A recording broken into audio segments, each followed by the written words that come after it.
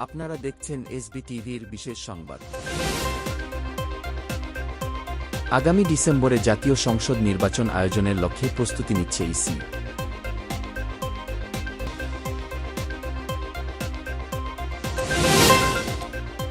Devil hunt অপারেশনে ২৪ ঘণ্টায় দেশের বিভিন্ন স্থান থেকে গ্রেফতার ৩৪৬ জন, মোট গ্রেফতার ১,৬০০ জন।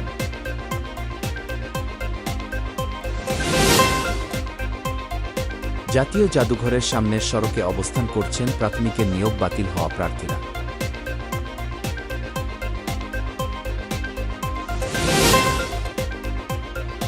ভেঙে ভেঙে নয়, সব ইসরায়েলি জিম্মিকে একসঙ্গে ফেরত না দিলে যুদ্ধবিরতি বাতিলের হুঁশিয়ারি দিয়েছেন মার্কিন প্রেসিডেন্ট ডোনাল্ড ট্রাম্প। চ্যাটজিপিটির নির্মাতা ওপেনএআই কেনার জন্য $৯৭.৪ বিলিয়ন প্রস্তাব দিয়েছে ইলন মাস্কের নেতৃত্বাধীন বিনিয়োগকারী সংস্থা।